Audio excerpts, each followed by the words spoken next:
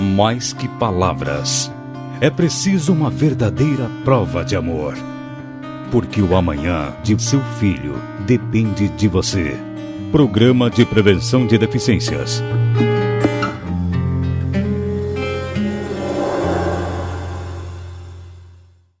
No mundo existem aproximadamente 6,5 bilhões de seres humanos. Deste total, por volta de 10 a 12% da população possui algum tipo de deficiência física ou intelectual. Esta é uma estimativa aceita mundialmente pelos institutos de pesquisa e principais órgãos de referência em saúde. O Brasil, um país com 191 milhões de habitantes, possui mais de 20 milhões de pessoas que apresentam algum tipo de deficiência, um número bastante significativo. Cerca de 70% das deficiências podem ser evitadas com alguns cuidados básicos, principalmente de saúde, antes e durante a gravidez, na hora do parto, após o nascimento e em todas as fases da vida do ser humano. A prevenção e o tratamento das deficiências depende de todos os cidadãos e das autoridades constituídas. Para uma sociedade que pretende mudança profunda, não é ético conviver com deficiências que poderiam ser evitadas, porque prevenir é muito melhor do que remediar. Prevenção. O primeiro passo dos futuros pais é desejar os seus filhos. Filhos não desejados estão expostos a vários riscos. O casal, ao pensar em ter um filho, deve procurar um serviço médico para realizar o exame pré-concepcional. Este exame visa também prestar informação sobre alguns cuidados necessários que os pais deverão ter a fim de proteger o futuro filho de vários problemas. Os primeiros cuidados devem ser iniciados antes da gravidez. Sabe-se, por exemplo, que a rubéola nos 3 primeiros meses de gestação pode causar no feto problemas como cegueira, surdez, deficiência intelectual e paralisia cerebral. Tudo pode ser evitado aplicando-se a vacina contra a rubéola em mulheres não gestantes, que devem observar a recomendação de não engravidar por 3 a 4 meses após tomar esta vacina. Estando grávida, não deve tomá-la. Mãe com menos de 18 anos. Caso a mulher queira engravidar com menos de 18 anos, deve-se consultar um médico para verificar as condições físicas do seu organismo. Mãe com mais de 35 anos. Nesta idade, o risco de gerar uma criança com problemas congênitos, principalmente a síndrome de Down, é maior. Sabe-se que a síndrome de Down é o atraso no desenvolvimento motor e das funções intelectuais. É causada pela existência de um cromossomo a mais no par 21. Qualquer casal pode ter um filho com síndrome de Down, não importa a raça ou a condição social. Entretanto, as chances são muito maiores quando a mãe tem mais de 40 anos. Aconselhamento genético. O profissional de saúde da comunidade deverá ser informado caso haja na família do pai ou da mãe casos de pessoas com problemas congênitos ou quando os futuros pais forem parentes para que esses possam ser devidamente aconselhados. Este trabalho é muito importante porque os futuros pais terão suporte na decisão que deverão tomar sobre seu planejamento familiar. E lembre-se, os casamentos entre tios e sobrinhos, primos de primeiro, segundo e terceiro graus aumentam os riscos de nascimento de crianças com defeitos de nascença. Intervalos na gravidez.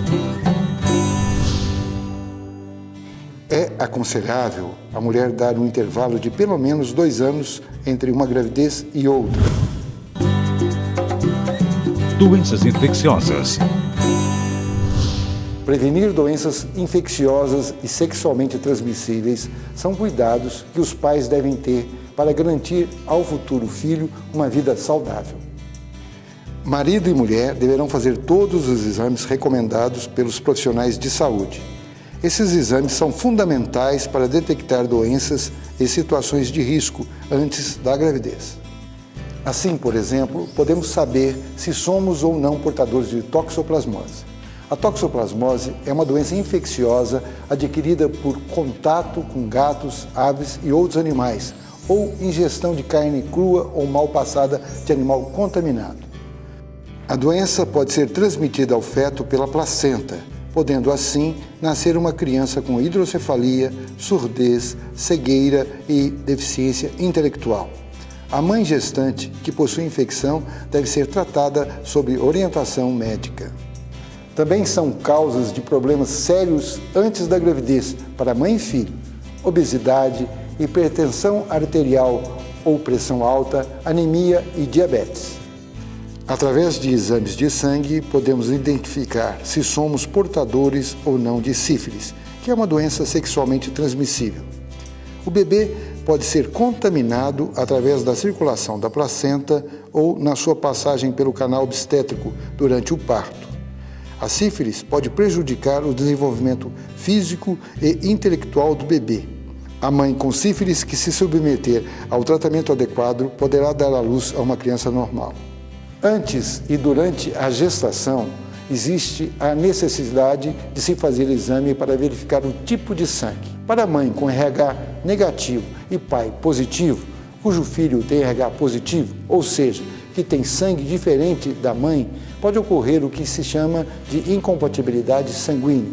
A criança poderá ter no sangue uma quantidade excessiva de uma substância chamada bilirrubina, correndo o risco de lesões cerebrais como surdez, deficiência intelectual e paralisia cerebral. O banho de luz ou fototerapia é um dos tratamentos usados para tratar a icterícia do recém-nascido, causa de graves deficiências. Antes do nascimento de uma criança, algumas atitudes devem ser tomadas pelas futuras mães já durante a gestação. O acompanhamento médico é uma delas. O exame pré-natal deve ser realizado o mais cedo possível, pois muitos problemas podem ser evitados por meio de bom acompanhamento médico. Os exames que são feitos no pré-natal, que a mulher deve ter pelo menos 6 consultas no pré-natal. Isso antes do 4º mês, ela deve iniciar. Ela consegue, em 90% ou mais dos casos, ter um diagnóstico de qualquer patologia que possa vir a prejudicar o seu filho ao nascer. Isso que o Dr. Avelar disse é fundamental, porque a partir do pré-natal consegue-se prevenir várias doenças que possam prejudicar a criança. Durante a gravidez, drogas, álcool, cigarro penetram na circulação do feto através do sangue da mãe, diminuindo a oxigenação do sangue e interferindo no desenvolvimento do feto. Lembre-se, só tome remédios que o médico receitar, só faça exercícios ou outras atividades que exijam esforço físico com orientação médica. No caso de pressão alta, diabetes e infecções, procure um médico. Irradiações ionizantes, geradas por exames de raio-x, devem ser evitadas pela mulher grávida porque podem causar defeitos de nascença. Evite, futura mamãe, fazer parto cesariana apenas para ligar as trompas. O ideal é o parto normal. A hora do parto é o momento onde os pais deverão estar atentos aos seguintes cuidados. Faça questão de ter seu filho em um hospital ou maternidade com a presença de um médico obstetra e do pediatra na sala de parto. Ainda no momento do nascimento, a criança pode apresentar dificuldades respiratórias e essa falta de oxigênio, se prolongada, pode causar paralisia cerebral, deficiência auditiva e intelectual. Para evitar problemas, é seguro realizar o parto em um hospital. Também no momento do nascimento pode surgir problemas decorrentes da posição inadequada em que a criança se encontra para nascer, ou ainda de seu tamanho, necessitando, por isso, de assistência médica. Solicite ao médico obstetra para evitar o uso de fórceps. Exija também o teste Apgar. Este teste irá mostrar as condições de saúde de seu bebê. Amamente seu bebê, se possível, já na sala de parto. Esse primeiro contato entre mãe e filho é muito importante e fará muito bem a ele. Caso o sangue da mãe seja RH negativo e de seu bebê seja RH positivo, ela deverá tomar a vacina anti-RH até 72 horas após o parto. Após o nascimento do bebê, os cuidados devem continuar. Assim, lembramos inicialmente a fenilcetonúria, que é uma doença hereditária.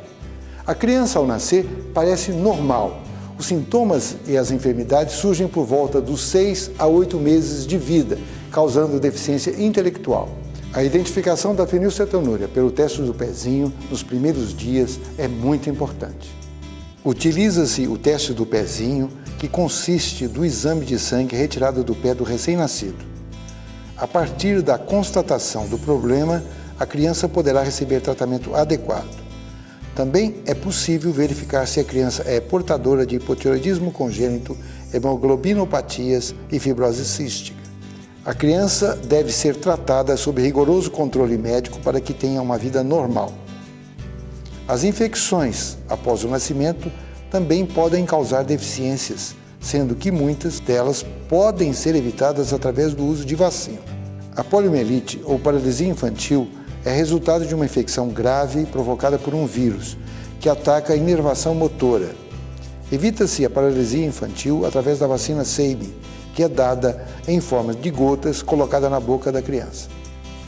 Para evitar a paralisia, a criança precisa tomar as doses da vacina que é dada nos postos de saúde. Sempre que a saúde fizer campanha de vacinação, todas as crianças de 0 a 5 anos devem ser novamente vacinadas. Os pais também devem levar seus filhos para serem vacinados contra tuberculose, difteria, tétano, coqueluche, sarampo, rubéola, cachumba e o reforço do sarampo. Outras doenças que podem trazer complicações no desenvolvimento da criança. Sarampo, tétano, cachumba e varicela.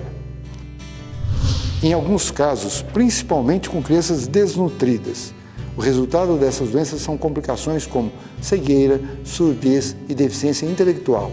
Daí a importância da vacinação. A desnutrição pode causar a morte da criança ou interferir no seu desenvolvimento, com perda de peso, estatura abaixo do normal para a sua idade, atrofia muscular, desvio de coluna e a criança ainda corre o risco de atraso no desenvolvimento intelectual. Alguns remédios, como por exemplo antibióticos, gentamicina e amicacina, podem causar surdez na criança se usados pela grávida ou pelo recém-nascido. O aleitamento materno ajuda muito a prevenir deficiências. O colostro transmite imunodefensores. O leite, além de nutritivo, previne o bebê de muitas doenças. Amamente pelo menos até os 10 meses de vida do seu bebê. Estimule seu filho. Livros e brinquedos educativos são excelente aprendizado. Acompanhe seu desenvolvimento. Ao menor sinal de atraso, procure um serviço médico ou serviço especializado. Deixe longe de seu filho qualquer objeto que lhe possa causar algum acidente, como fogo, tesoura, soda, remédios, produtos de limpeza e outros. Mantenha-o distante de qualquer situação que ponha em risco sua vida. Acidentes de trânsito são o maior exemplo desse tipo de acidente. Leve o seu filho sempre no banco traseiro e com cinto de segurança. E nunca seja violento com seu filho. Ele é apenas uma criança que precisa de seu amor e atenção. Com atitudes simples, cotidianas, podemos estar prevenindo um problema maior no futuro. Viram então? Para que cerca de 70% das deficiências sejam evitadas, você precisa procurar a orientação de profissionais de saúde ou da APAE de seu município. O mais importante de tudo, a prevenção de deficiências depende da conscientização de todos. O amanhã de seus filhos depende de suas ações de hoje. Faça a sua parte. O ciclo da vida agradece.